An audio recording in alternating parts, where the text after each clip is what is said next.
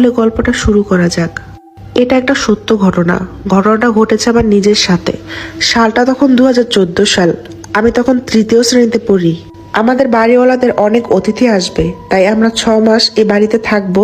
আর এই 6 মাস আমি স্কুলেও যেতে পারবো না, কারণ আমরা যে নতুন বাসায় উঠতে চলেছি সেখান থেকে আমার স্কুল অনেক দূরে।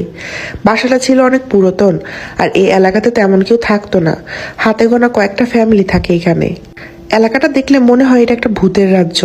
এলাকাটা খুবই শান্ত, কোনো রিক্সা সিএনজির কোনো কিছুর শব্দ নেই, পুরো নিস্তব্ধ। মাঝে মাঝে কয়েকটা রিক্সার শব্দ শোনা যায়। আমাদের সাথে আমাদের খালামণি এসেছিল সবকিছু গুছানোর কাজে সাহায্য করতে, আর আমরা ছোটরা সবাই মিলে বারান্দায় খেলছিলাম। তখন আমার চোখ পড়ল পাশের বাসার একটা মেয়ের দিকে। ও আমাকে টাটা দিচ্ছে। আমি ওকে টাটা দিলাম। আমি ওর নাম জিজ্ঞেস করলাম। ও বলল ওর নাম নায়রা। মেয়েটার বয়স 8 বছরের মতো হবে, মানে আমার বয়সী। ও আমাকে বলল, তুমি স্কুলে পড়ো তাই না? এটা বলে ও একটা মুচকি হাসি দিল। আমি তো শুনে অবাক। আমাদের আজকে পরিচয় হলো, আমি তো তাকে আমার স্কুলের নামই বললাম না, তাহলে ও কিভাবে জানলো? এটা ভাবতে লাগলাম। আবার তাকালাম ওই বাড়ির দিকে, কিন্তু অবাক করার বিষয় ওই মেয়েটি ওখানে নাই। আমি কিছুটা অবাক হয়ে গেলাম। পরদিন রাত্রে আমি বারান্দায় দাঁড়িয়েছিলাম। আমি ওই বাড়ির দিকে তাকিয়ে দেখলাম ওই মেয়েটা মানে নায়রা আমার দিকে অদ্ভুতভাবে তাকিয়ে আছে। ওর চোখগুলো লাল বর্ণের হয়ে আছে। আমি তখন হাত পা কিছুই নাড়াতে পারছি না। আমি আবারও নায়রার দিকে তাকালাম। মনে হচ্ছে ও কোনো মানুষ না, একটা রাক্ষস। এটা ভেবে আমি অজ্ঞান হয়ে গেলাম। পরদিন সকালে আমার জ্ঞান ফেরার পর দেখলাম সবাই আমার সামনে বসে আছে। আমি আমার মাকে সব খুলে বললাম, কিন্তু কেউ আমার কথা বিশ্বাস করলো না। আমি বিকেলে আবার বারান্দায় গেলাম। নায়রা আবার আমাকে টাটা দিচ্ছে আর বলছে, তুমি আজকে সন্ধ্যাবেলা আমাদের বাসায় আসবে, দাওয়াত রইল। তখন আমার রাত্রির কথা মনে ছিল না। আমি ওকে হ্যাঁ বলে দিলাম, এবং সন্ধ্যাবেলায় আমি মা বাবাকে না জানিয়েই আমার বড় ভাইকে নিয়ে নায়রাদের বাসায় গেলাম। ওদের বাসার ভিতরে যাওয়ার পর কেমন যেন শরীরটা ভারী হয়ে আসলো।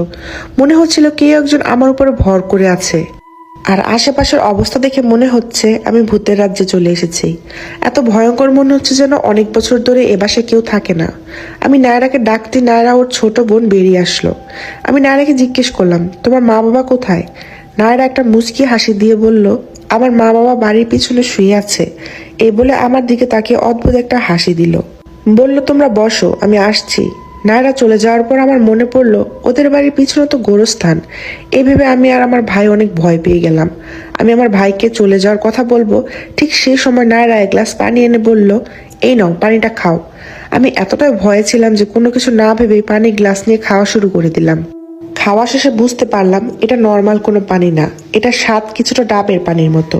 আমি নায়রাকে ভয়ার্থ কণ্ঠে জিজ্ঞেস করলাম, এটা কিসের পানি? নায়রা আবার মুচকি হেসে কোনো জবাব না দিয়ে রান্নাঘরের দিকে চলে গেল।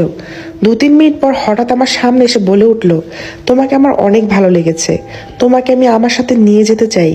এই বলে একটা অট্ট হাসি দিয়ে উঠলো। আমি যাবো না বলে চিৎকার দিয়ে ভাইকে জড়িয়ে ধরতে দেখি আম্মু আব্বু এই বাসার ভিতরে হাজির। আম্মুকে দেখে দৌড়ে আমি আম্মুর কাছে গিয়ে জ্ঞান হারিয়ে ফেলি। জ্ঞান ফেরার পরেও আমি বারবার নাকি একই কথা বলতে থাকি।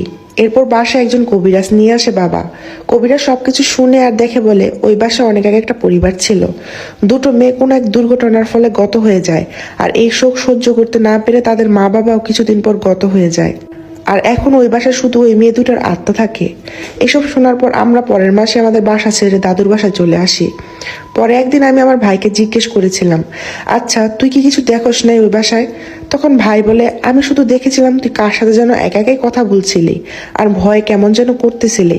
আমি বারবার তোকে ডাকার পরও তুই আমার দিকে তাকাসনি।